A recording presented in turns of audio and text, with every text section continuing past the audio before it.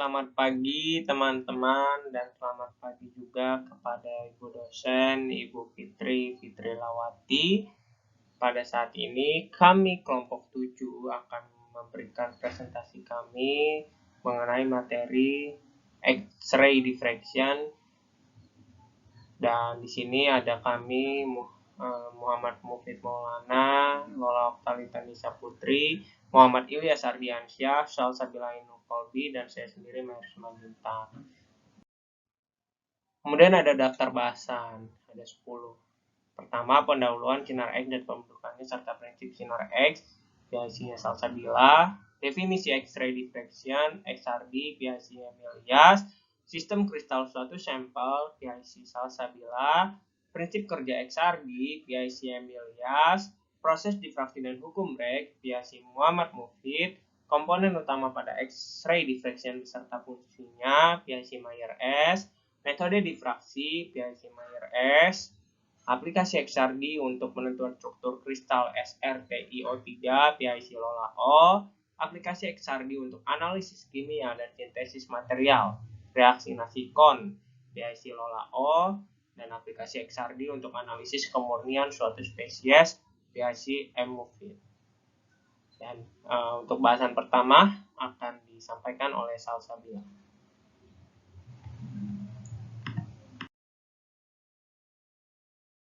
Baik, terima kasih Mayer. Saya Salsabila akan menjelaskan mengenai pendahuluan sinar X, pembentukannya, serta prinsip kerjanya.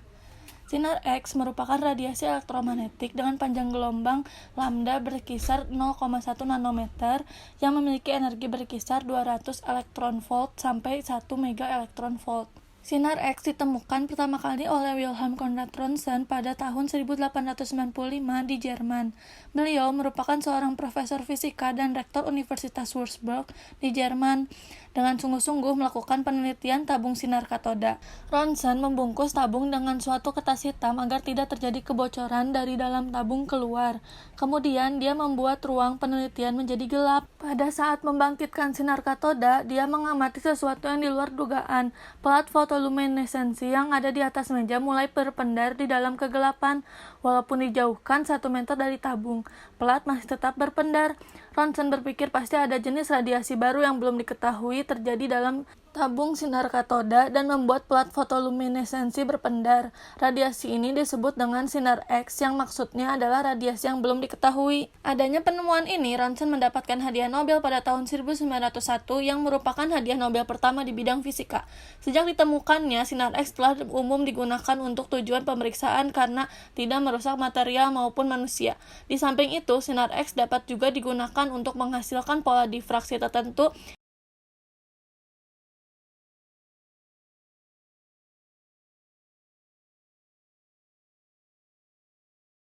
Lanjut, pembentukan sinar X. Pembentukan sinar X sebagai akibat transisi elektron. Radiasi sinar X dapat terjadi karena transisi elektron dari orbital yang memiliki tingkat energi lebih tinggi menuju orbital dengan tingkat energi yang lebih rendah dengan melalui tahapan berikut. Yang pertama, sebuah elektron yang terletak di kulit bagian dalam terpental keluar atom karena adanya berkas cahaya atau berkas elektron dari luar. Yang kedua, kekosongan elektron ini selanjutnya digantikan oleh elektron dari kulit yang lebih luar disertai pemancaran sinar X. Proses pembentukan sinar X dalam tabung elektron.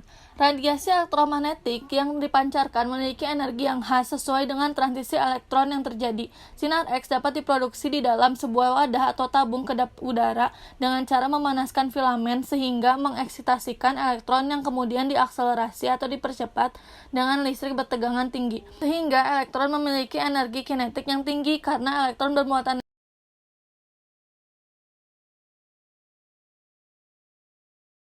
Ketika berkas sinar X berinteraksi dengan suatu material, terdapat 3 kemungkinan yang dapat terjadi, yaitu absorpsi atau penyerapan, difraksi atau penghamburan, dan fluorensi, yakni pemancaran kembali sinar X dengan energi yang lebih rendah. Hal ini yang menjadi landasan dalam analisa menggunakan teknik sinar X. Berkas cahaya dapat mengalami penghamburan karena selain memiliki sifat gelombang, cahaya juga memiliki sifat sebagai partikel, yang biasa disebut dengan foton. Karakter Cahaya yang memiliki dua sifat ini dinamakan dualisme cahaya. Sebagai partikel, foton yang bergerak dapat menumbuk partikel lain yang terdapat dalam material sampel. Akibatnya, pada saat tumbukan foton tersebut dapat mengalami beberapa kemungkinan. Jika pada saat tumbukan masing-masing partikel tidak menyerap energi, maka akan menghasilkan tumbukan lenting sempurna. Sudut yang terbentuk dari arah datang dan arah pantulan foton pada saat terjadinya tumbukan dipengaruhi oleh orientasi partikel pada sampel yang ditumbuk oleh foton tersebut. Setiap sudut yang dibentuk oleh foton yang datang pada arah tertentu akan menghasilkan pantulan yang khas jika orientasi material sampelnya tidak berubah. Keunikan pola yang terbentuk inilah yang memungkinkan dilakukannya analisa kualitatif suatu senyawa dengan memanfaatkan sinar X. Berdasarkan prinsip yang terjadi pada saat berkas sinar X berinteraksi dengan material sampel sebagaimana diuraikan di atas, beberapa teknik analisa telah berhasil diturunkan baik untuk analisa kualitatif maupun kuantitatif. Salah satunya adalah difraksi sinar X atau X-ray diffraction. Selanjutnya, definisi X-ray diffraction akan dijelaskan oleh Ilyas. Ya, selanjutnya X-ray diffraction atau XRD. XRD adalah alat yang digunakan untuk mengkarakterisasi struktur kristal, ukuran kristal dari suatu bahan padat. Semua bahan yang mengandung kristal tertentu ketika dianalisa menggunakan XRD akan memunculkan puncak-puncak yang spesifik. Metode difraksi umumnya digunakan untuk mengidentifikasi senyawa yang belum diketahui, yang terkandung dalam suatu padatan dengan cara membandingkan dengan data difraksi dengan database. Difraksi sinar X atau XRD adalah suatu metode analisa yang digunakan untuk mengidentifikasi fase kristalin dalam material dengan cara menentukan parameter struktur kisi serta untuk mendapatkan ukuran partikel. XRD juga dapat memberikan data kualitatif dan semi kuantitatif pada padatan atau sampel. Difraksi sinar X ini digunakan untuk beberapa hal, diantaranya pengukuran jarak rata-rata antara lapisan atau baris atom, penentuan kristal tunggal, penentuan struktur kristal dari material yang tidak diketahui, serta mengukur bentuk, ukuran, dan tegangan dalam dari kristal kecil. Difraksi sinar X terjadi karena pada hamburan elastis foton-foton sinar X oleh atom dalam sebuah kisi periodik. Hamburan monokromatis sinar X dalam fase tersebut memberikan interferensi yang konstruktif. Penggunaan difraksi sinar X untuk mempelajari kisi kristal adalah berdasarkan persamaan berah N lambda sama dengan 2D sin theta, di mana lambda adalah panjang gelombang sinar X yang digunakan, D adalah jarak antara dua bidang kisi, theta adalah sudut antara sinar datang dengan bidang normal, dan N adalah bilangan bulat yang disebut dengan order pembiasan. Jika seberkas sinar X dijatuhkan pada sampel kristal, maka bidang kristal itu akan membiaskan sinar X yang memiliki panjang gelombang sama dengan jarak antara kisi dalam kristal tersebut. Proses difraksi sinar X seperti disajikan pada gambar tersebut. Sinar X dibiaskan dan ditangkap oleh detektor, kemudian diterjemahkan sebagai sebuah puncak difraksi. Semakin banyak bidang kristal yang terdapat dalam sampel, maka semakin kuat intensitas pembiasan yang dihasilkan. Tiap puncak yang muncul pada pola difraktogram mewakili satu bidang kristal yang memiliki orientasi tertentu dalam sumbu 3 dimensi. Puncak-puncak yang didapatkan dari data pengukuran ini kemudian dicocokkan dengan standar difraksi sinar X untuk semua jenis material. Nah, selanjutnya akan dijelaskan oleh Salsabila. Baik, terima kasih Ilyas. Sistem kristal suatu sampel. Difraksi sinar X merupakan metode analisa yang memanfaatkan interaksi antara sinar X dengan atom yang tersusun dalam sebuah sistem kristal. Untuk dapat memahami prinsip dari difraksi sinar X dalam analisa kualitatif maupun kuantitatif, terlebih dahulu diuraikan penjelasan mengenai sistem kristal. Struktur kristal. Kristal merupakan susunan atom-atom atau kumpulan atom yang teratur dan berulang dalam ruang 3 dimensi. Keteraturan susunan atom tersebut disebabkan oleh kondisi geometris yang dipengaruhi oleh ikatan atom yang memiliki arah, yang mana terlihat pada gambar di samping.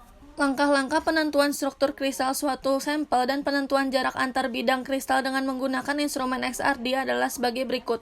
Yang pertama, tentukan bersat sudut theta yang diperoleh dari analisis. Yang kedua, gunakan bersat sudut tersebut ke dalam hukum Bragg yang dikombinasikan dengan salah satu persamaan rumus sistem kristal. Yang ketiga, cari bilangan pengalih terhadap sin 2 theta yang menghasilkan bilangan integer. Yang keempat, hitung besar nilai A atau parameter kisi dalam satuan angstrom. Yang kelima, hitung nilai day spacing dalam angstrom sesuai dengan rumus sistem kristal yang digunakan. Yang keenam, jika data yang diperoleh menghasilkan nilai integer yang memenuhi salah satu rumus struktur kristal atau indeks Miller, maka struktur tersebutlah yang sesuai dengan struktur kristal material sampel. Selanjutnya, sistem indeks untuk bidang kristal. Yang pertama, koordinat titik. Posisi dari titik manapun yang terletak pada sebuah unit sel dapat kita kelompokkan menurut koordinatnya sebagai perbandingan atau hasil perkalian bagian dari panjang sisi-sisi unit sel tersebut. Dapat dilihat pada gambar di bawah ini. Yang kedua, arah kristalografik. Arah kristalografik dapat kita misalkan sebagai sebuah garis atau vektor yang berada di antara dua buah titik di dalam sebuah unit sel. Berikut adalah langkah-langkahnya. Yang pertama, jika diperlukan, ubah posisi vektor agar melewati titik pusat koordinat. Yang kedua, tentukan proyeksi masing-masing vektor dalam ungkapan A, B, dan C. Yang ketiga, reduksi bilangan menjadi bilangan bulat terkecil. Yang keempat, enclose dengan kurung kotak tanpa koma. Dan dapat dilihat yang ketiga, bidang kristalografik atau indeks Miller. Bidang kristal merupakan bidang yang terbentuk dari susulan atom yang berulang dalam sebuah sistem kristal yang mempresentasikan suatu bidang datar dalam suatu kisi kristal, yang dalam istilah kristalografi sering disebut dengan indeks Miller. Indeks Miller merupakan posisi atom yang membentuk bidang pada suatu sistem kristal. Tahapan menentukan indeks Miller yaitu: yang pertama, tentukan perpotongan bidang di setiap subu dalam bentuk A, B, dan C. Yang kedua, ambil keterbalikan dari perpotongan tersebut. Yang ketiga, reduksi. Dan yang terakhir, enclose dalam tanda kurung tanpa koma. Sebagai contoh, berdasarkan gambar di samping didapatkan bidang kristalografi yang dimasukkan ke dalam tabel bidang kristalografik. Yang keempat, menghitung nilai day spacing. Setelah diketahui indeks Miller, nilai HKL dari bidang kristal yang terbentuk, langkah selanjutnya adalah menentukan besarnya jarak antar bidang kristal. Perhitungan besarnya jarak antar bidang yang dapat dilakukan dengan memperhatikan sistem kristal yang terbentuk. Yang pertama, untuk sistem kristal ortogonal, jarak antar bidang kristal yang memiliki indeks Miller HKL dengan dimensi ABC, di mana nilai A tidak sama dengan B, tidak sama dengan C, dapat dihitung dengan menggunakan rumus pada persamaan 1. Yang kedua, sedangkan untuk sistem kubus memiliki indeks Miller HKL dan dimensi ABC, di mana nilai A sama dengan B sama dengan C, sehingga untuk sistem kristal kubus penentuan jarak antar bidang dapat diturunkan dari rumus pada persamaan 2. Yang ketiga, untuk sistem tetragonal dengan indeks Miller HKL memiliki dimensi A sama dengan B tidak sama dengan C, sehingga penentuan jarak antar bidang dapat diturunkan dari rumus dari persamaan 3. Yang keempat, untuk sistem kristal hexagonal, penentuan jarak antar bidang dapat dilakukan dengan menggunakan rumus pada persamaan 4. Seperti halnya sistem kristal yang diuraikan di atas, sistem kristal lainnya pun memiliki rumus tersendiri untuk menghitung jarak antar bidang kristalnya. Selanjutnya, prinsip kerja XRD yang akan dijelaskan oleh Ilyas. Ya, selanjutnya ada prinsip kerja XRD.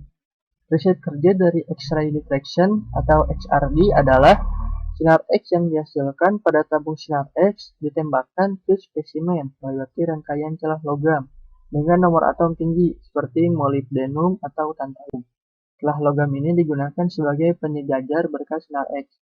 Setelah terdifraksi oleh spesimen, berkas ini akan melewati rangkaian celah yang lain. Celah anti hambur mengurangi radiasi latar atau meningkatkan rasio puncak dengan latar dengan cara memastikan bahwa detektor hanya dapat menerima sinar X hanya dari area spesimen. Berkas yang telah melewati celah penerima akan menjadi konvergen. Konvergensi berkas menentukan lebar berkas yang sampai ke detektor. Peningkatan lebar celah akan meningkatkan intensitas refleksi maksimum pada pola difraksi, namun sebaliknya akan menurunkan resolusi. Puncak difraksi atau refleksi pada pola difraksi sesuai dengan sinar X yang didifraksikan dari bidang kristal tertentu. Setiap puncak memiliki intensitas atau ketinggian yang berbeda, di mana intensitas ini sebanding dengan jumlah foton sinar X atau energi tertentu yang terhitung oleh detektor pada setiap sudut biota. Posisi puncak difraksi tergantung pada struktur kristal, khususnya bentuk dan ukuran sel satuan dan material spesimen. Posisi ini dapat pula dipengaruhi oleh panjang gelombang sinar X yang digunakan. Jumlah puncak difraksi suatu material akan bertambah seiring dengan menurunnya tingkat simetris struktur kristal material tersebut. Selanjutnya akan dilanjutkan oleh Mufid. Konvergensi berkas menentukan lebar berkas yang sampai ke detektor.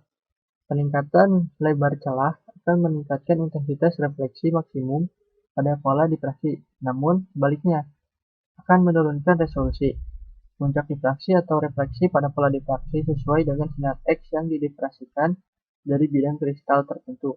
Setiap puncak memiliki intensitas atau ketinggian yang berbeda, di mana intensitas ini sebanding dengan jumlah foton sinar X atau energi tertentu yang terhitung oleh detektor pada setiap sudut biota.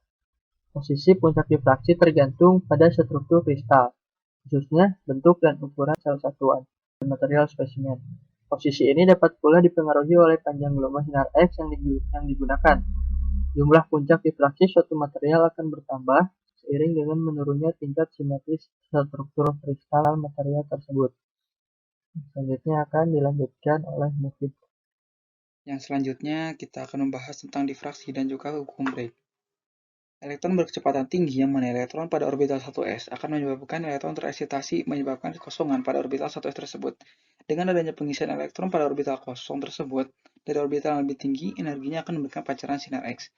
Sinar X yang diperoleh memberikan intensitas puncak tertentu yang bergantung pada kebolehjadian transisi elektron yang terjadi. Transisi ke alfa lebih mungkin terjadi dan memiliki intensitas yang lebih tinggi daripada transisi ke beta, sehingga radiasi ke alfa yang digunakan untuk keperluan difraksi sinar X. Sinar X juga dapat didasarkan oleh proses perlambatan elektron pada saat menembus logam sasaran. Proses perlambatan ini menghasilkan sinar X yang biasa disebut sebagai radiasi putih. Hasil dari semua proses tadi untuk logam tertentu ada spektrum khas sinar X, seperti itu pada gambar yang di samping. Terdapat bentuk dasar terbentuk radiasi putih dan puncak khas tajam yang bergantung pada kuantitasasi transisi elektron. Terdapat beberapa jenis pancaran gelombang yang dihasilkan dengan intensitas yang berbeda, di mana panjang gelombang K alpha 1 memiliki intensitas yang lebih tinggi, sehingga digunakan dalam difraksi sinar X. Sinar X yang monokromatis sangat diperlukan dalam suatu eksperimen difraksi sinar X. Untuk tujuan itu, salah satunya dapat digunakan sebagai filter, yang secara selektif meneruskan panjang gelombang yang ingin digunakan. Untuk sinar X dari tabung tembaga, biasanya digunakan lembaran nikel sebagai filter. Nikel sangat efektif dalam meneruskan radiasi Cu ke alpha, karena radiasi Cu ke beta memiliki cukup energi untuk mengionisasi elektron solid nikel. Sedangkan radiasi Cu ke alpha tidak cukup untuk mengionisasi. Dengan demikian, lembaran nikel tersebut akan mengabsorsi semua panjang gelombang termasuk radiasi putih kecuali radiasi Cu ke alpha. Bragg yang merupakan perumusan matematik mengenai proses difraksi yang terjadi sebagai hasil interaksi antara sinar X yang dipantulkan oleh material. Pantulan tersebut terjadi tanpa mengalami kehilangan energi, sehingga menghasilkan pantulan elastik atau elastic scattering. Bragg menunjukkan bahwa bidang yang berisi atom-atom di dalam kristal akan memantulkan radiasi dengan cara yang sama persis dengan peristiwa pemantulan cahaya di bidang cermin. Ini sedikit ilustrasi tentang hukum Bragg, di mana ketika sinar datang, mengenai bidang Bragg akan terjadi pantulan, di mana sudut antara sudut datang dan sudut pantul itu akan sama. Jika sinar datang mengenai bidang yang tersusun secara paralel dan berjarak D satu sama lain, maka terdapat kemungkinan bahwa sinar-sinar datang akan dipantulkan kembali oleh bidang dan saling berinterferensi secara konstruktif sehingga menghasilkan penguatan terhadap sinar pantul dan menyebabkan terjadinya difraksi. Sebagaimana terlihat pada gambar di bawah ini, panjang gelombang lintasan berkas cahaya lambda AB sama dengan 2D sin theta yang selanjutnya dikenal sebagai hukum Bragg. Ini adalah ilustrasi dari proses difraksi sebagai akibat interferensi konstruktif, yang dimana gambar sebelah kiri adalah menjelaskan tentang pembentukan interferensi konstruktif, dan yang sebelah kanan adalah ilustrasi yang lebih rincinya. Oke, bahasan selanjutnya yaitu komponen utama XRD. Yang pertama ada tabung elektron, merupakan tempat pembentukan elektron yang digunakan untuk menumbuk plat logam sehingga menghasilkan sinar X. Nah, berkas sinar X ini digunakan untuk menumbuk material sampel sehingga menghasilkan spektrum kontinu maupun spektrum garis. Nah, di dalam tabung elektron itu terdapat beberapa komponen, yaitu filamen yang terbuat dari tungsten sebagai sumber elektron, tabung kedap udara sebagai media perantara elektron, plat logam seperti Cu, Au, dan lain-lainnya, dan juga pendingin. Kemudian yang kedua, monokromator. Ini komponen yang berperan untuk mengubah berkas polikromatik menjadi masing-masing berkas monokromatik. Yang ketiga ada filter, berguna untuk menyaring sebagian berkas cahaya yang tidak diinginkan yang dapat mengganggu analisa data karena menciptakan gangguan atau noise. Filter dapat terbuat dari logam, di mana logam ini berbeda dengan logam yang terdapat pada tabung elektron, sebagai contoh nikel. Nah, perbedaan logamnya ini adalah di mana kalau tabung elektron itu untuk dia menghasilkan sinar X, jadi plat logamnya untuk menghasilkan sinar X nantinya. Kemudian kalau yang difilter, logam yang digunakan itu adalah untuk menyaring sinar atau berkas cahaya yang tidak diinginkan. Kemudian yang keempat ada sampel holder atau chamber, di mana ini merupakan tempat untuk meletakkan sampel yang akan dianalisa. Nah, sampel ini diletakkan dalam berbagai orientasi untuk mendapatkan sudut difraksi. Sampelnya seperti padatan, terbuk, kristal-kristal kecil, dan dalam bentuk kumparan. 5. Detektor. Detektor digunakan untuk mendeteksi berkas cahaya yang terdifraksi pada sudut-sudut tertentu dengan intensitasnya masing-masing, di mana berkas cahaya itu mengalami difraksi yang akan terekam pada pita. Kemudian ada software. Perangkat lunak ini ada dua jenis. Jenis yang pertama itu berfungsi untuk menerjemahkan rekaman pada pita menjadi nilai sudut 2 theta yang nantinya diubah menjadi pola difraktogram sesuai dengan intensitasnya yang terdeteksi oleh detektor. Dan jenis yang kedua adalah digunakan untuk menginterpretasikan data sudut 2 theta dengan intensitasnya yang kemudian diketahui indeks Miller dan nilai parameter kisi serta jarak antar kisi atau despacing sehingga dapat diketahui struktur kristal pada material sampel. Salah satu software yang mempunyai jenis kedua ini adalah Mercury yang kita dapat mengunduh di link ini. Kita bisa dapat menggunakannya untuk XRD. Kemudian ada metode difraksi. Nah, di sini ada berdasarkan hukum Bragg ya. Lambda sama dengan 2 d sin theta, di mana ada dua variabel yang dapat divariasikan untuk menghasilkan pola difraksi, yakni lambda yaitu panjang gelombang dan sudut difraksi.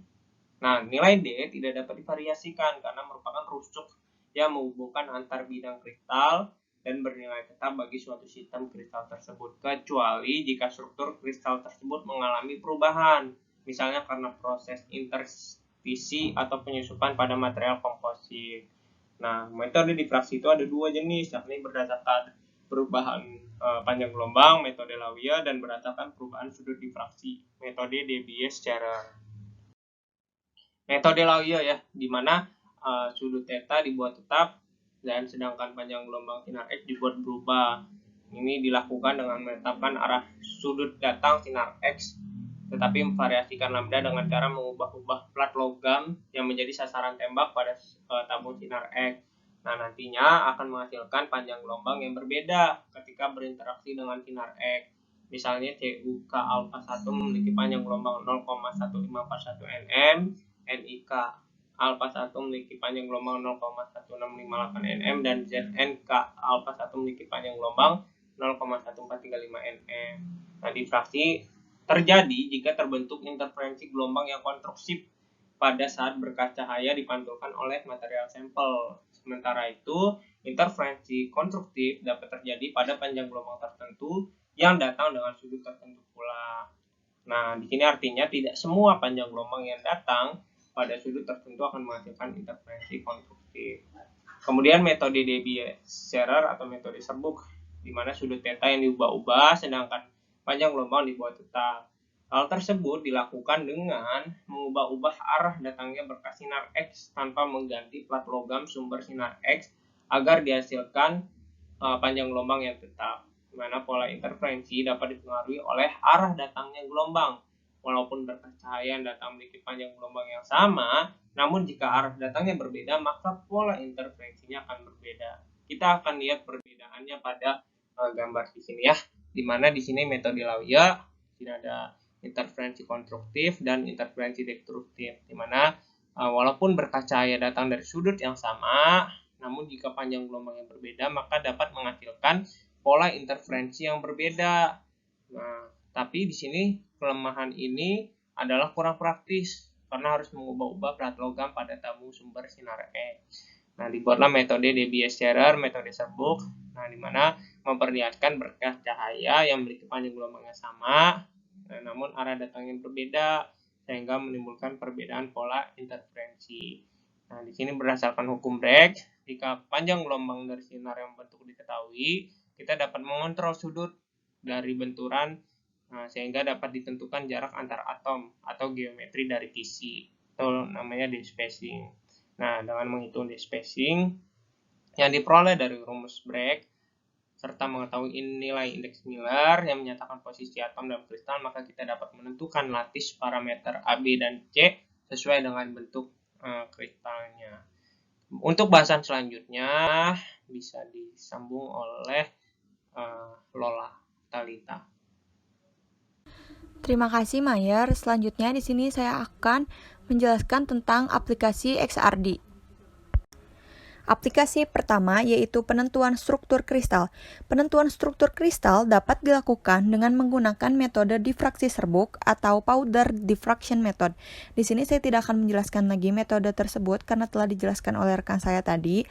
Nah, metode ini dipilih karena dapat memberikan peluang yang lebih besar bagi berkas cahaya untuk terdifraksi yang disebabkan oleh banyaknya kristal yang berada pada orientasi yang memungkinkan untuk mendifraksikan berkas cahaya yang datang. Berbeda dengan metode kristal single yang memiliki keterbatasan dalam hal orientasi kristal yang cenderung satu arah. Langkah-langkah penentuan struktur kristal suatu sampel dan penentuan jarak antar bidang kristal dengan menggunakan instrumen XRD adalah sebagai berikut. Yang pertama, kita tentukan besar sudut theta yang diperoleh dari analisis. Lalu, kita gunakan nilai sudut tersebut ke dalam hukum Bragg yang dikombinasikan dengan salah satu persamaan rumus sistem kristal, yaitu kubus sederhana, heksagonal, tetrahedral, dan lain-lain. Lalu kita cari bilangan pengali terhadap sin kuadrat theta yang mempresentasikan 4a kuadrat per lambda kuadrat yang menghasilkan bilangan integer, atau untuk indeks Miller h kuadrat ditambah k kuadrat ditambah l kuadrat.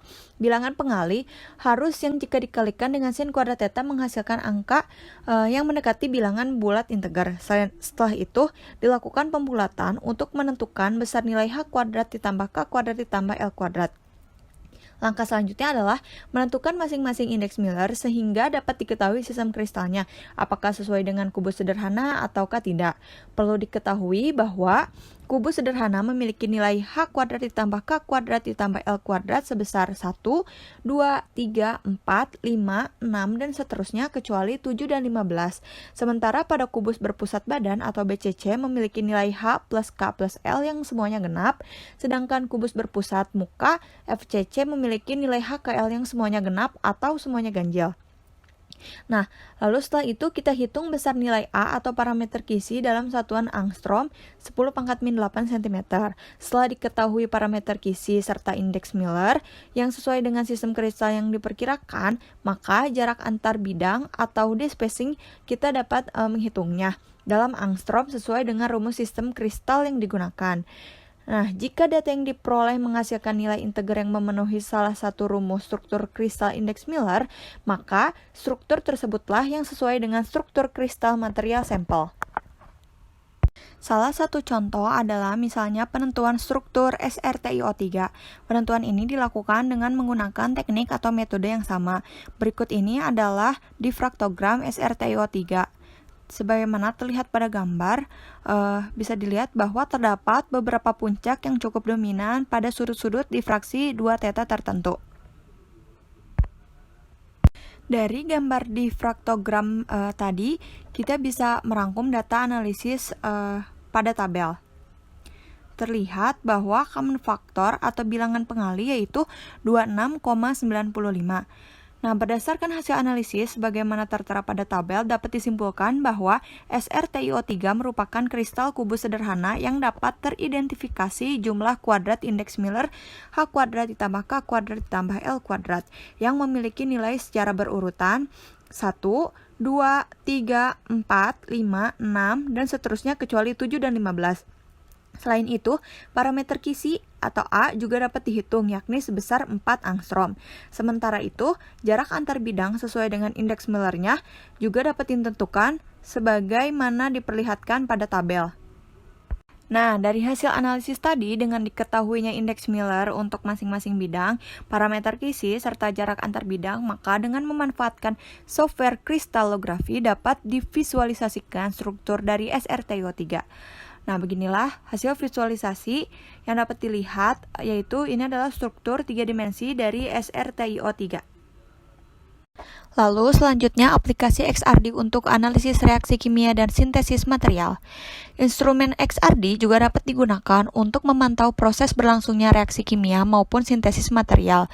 Kekhasan pola difraksi suatu senyawa akan berubah jika senyawa itu mengalami perubahan struktur, misalnya karena direaksikan dengan senyawa lain. Perubahan pola difraksi inilah yang menjadi prinsip analisis proses sintesis dengan menggunakan XRD. Kali ini, kita akan membahas reaksi nasikon dengan air. Dengan memvariasikan beberapa variabel reaksi, yaitu waktu, suhu, dan lain-lain, akan dapat diketahui saat di mana reaksi mulai berlangsung. Sebagai contoh, kita mengambil dari jurnal Fontes di tahun 2001 yang memvariasikan waktu reaksi senyawa nasikon dengan air pada suhu 60 derajat Celcius. Berdasarkan penelitiannya, terlihat adanya perbedaan puncak difraktogram antara nasikon murni dengan nasikon yang telah direaksikan dengan air selama lebih dari 300 jam. Pada spektra hasil reaksi antara nasikon dengan air, terlihat adanya pembentukan spesies baru dan pengurangan intensitas dari nasikon, yang berarti bahwa nasikon secara perlahan telah bereaksi sehingga terurai menjadi spesies yang lain. Berikut adalah hasil dari pola difraksi nasikon yang direaksikan dengan air pada suhu 60 derajat Celcius dengan berbagai variasi waktu. Nah, pola difraksi nasikon ditunjukkan pada gambar pada saat reaksi belum dilangsungkan atau pada saat 0 jam. Puncak-puncak yang ditandai dengan bintang merupakan puncak khas zirkonia, sementara puncak yang ditandai dengan garis putus-putus merupakan puncak hidronium zirkonia. Hidronium zirkonia terbentuk sebagai hasil reaksi antara nasikon dengan air dan mulai terbentuk setelah direaksikan selama lebih dari 140 jam. Peningkatan intensitas puncak hidronium zirkonia yang disertai dengan penurunan intensitas puncak nasikon mulai tampak dengan jelas setelah waktu reaksi melebihi 300 jam. Dengan demikian, dapat disimpulkan bahwa reaksi antara nasikon air dengan air mulai terjadi pada saat reaksi berlangsung selama 140 jam. Urutan pola menunjukkan bahwa peningkatan waktu reaksi menyebabkan peningkatan secara bersamaan dalam intensitas puncak baru dan penurunan intensitas puncak nasikon. Fakta ini merupakan indikasi yang jelas bahwa fase baru sedang dilakukan. Dengan konsumsi nasikon, uji reaktivitas yang dilakukan selama lebih dari 650 jam menghasilkan konversi total nasikon ke fase baru. Sehingga dapat dikatakan bahwa instrumen XRD dapat digunakan untuk memantau proses berlangsungnya reaksi kimia maupun sintesis material. Kekhasan pola difraksi suatu senyawa akan berubah jika senyawa itu mengalami perubahan struktur, misalnya karena direaksikan dengan senyawa lain. Perubahan pola difraksi inilah yang menjadi prinsip analisis proses sintesis dengan menggunakan XRD. Terima kasih Lola. Sekarang masuk ke aplikasi XRD untuk analisis kemurnian suatu spesies. Kemurnian suatu spesies dapat dianalisis dengan menggunakan instrumen difraksi sinar X. Pola difraktogram yang dihasilkan dari analisis XRD, suatu senyawa murni akan menunjukkan pola yang khas untuk senyawa tersebut. Pola yang khas tersebut akan ditunjukkan dengan puncak-puncak yang terbentuk pada sudut 2 beta, yang khas dengan intensitas tertentu. Sebagai contoh, hasil penelitian dilakukan oleh Setiabudi dan kawan-kawan pada tahun 2007 yang menunjukkan adanya perbedaan antara pola difraktogram nasikon murni dengan nasikon yang terkontaminasi oleh ZrO2 sebagai hasil reaksi yang dapat disebabkan oleh dua kemungkinan, yakni ketidakstabilan sol pada saat pembuatan nasikon atau proses kalsinasi yang kurang sempurna. Berikut adalah hasil percobaan dari Setiabudi dan kawan-kawan ketika pembentukan ZrO2 atau pengotor yang teridentifikasi dari perbedaan pola difraktogram, yang dimana hijau itu ketika asamnya kritis, lalu yang kedua tuh asamnya tartarik, dan juga yang terakhir tuh tidak adiktif yang warna merah. Pada gambar terlihat bahwa spektra berwarna merah merupakan spektra dari nasikon yang dipreparasi tanpa menggunakan aditif, sehingga tampak terbentuknya ZrO2 pada sudut 38 derajat. Spektra berwarna biru menunjukkan bahwa penambahan aditif asam tartarat masih menunjukkan adanya pola ZrO2, namun dengan intensitas yang lebih sedikit. Artinya konsentrasi ZrO2 mulai berkurang. Spektra berwarna hijau memperlihatkan bahwa penambahan asam sitrat menyebabkan tidak terbentuknya ZrO2, sehingga pola difraksi yang terbentuk merupakan nasikon dengan kemurnian yang tinggi. Nah, selanjutnya akan dilanjutkan kembali oleh Mayer. What is X-ray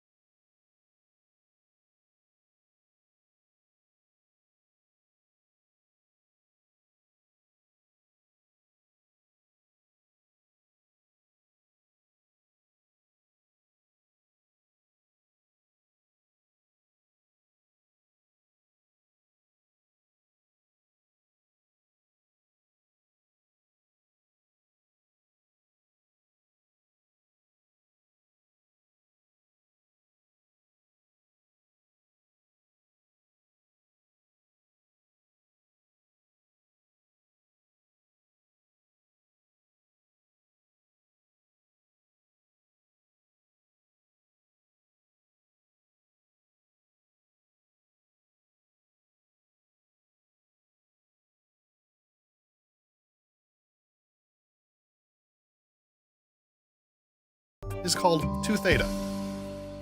In order for constructive interference to occur, the scattered waves must be in alignment, meaning that the second wave must travel a whole number of wavelengths. In this case, 1/2 of a wavelength is traveled on the incident side, and 1/2 on the scattered side, yielding 1 additional wavelength. In the case of the next X-ray, 1 wavelength is traveled on both the incident and the scattered side, resulting in 2 wavelengths. This reinforcement occurs throughout the crystal. The exact angle at which diffraction occurs can be determined from the red triangle. The angle at the top is theta, half the angle between the incident and scattered beams. The long side is the distance between the atomic planes, and the short side we know is 1/2 of a wavelength.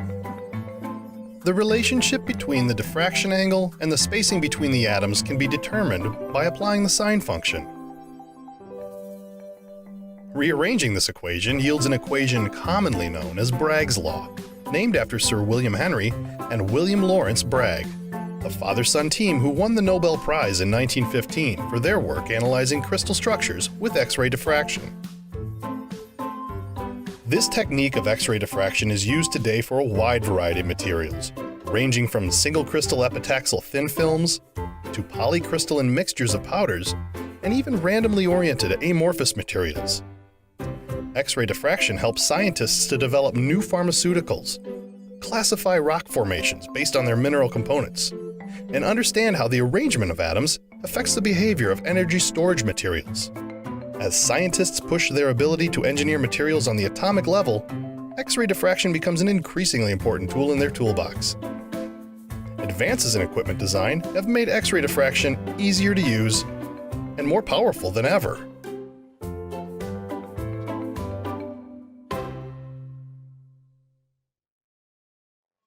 Ya, jadi ini referensi yang kelompok kami gunakan untuk penyusunan materi kami, yaitu X-ray diffraction. Sekian dari kelompok kami, kurang lebihnya mohon maaf. Terima kasih atas perhatiannya. Silakan bagi yang bertanya untuk menyampaikan pertanyaan.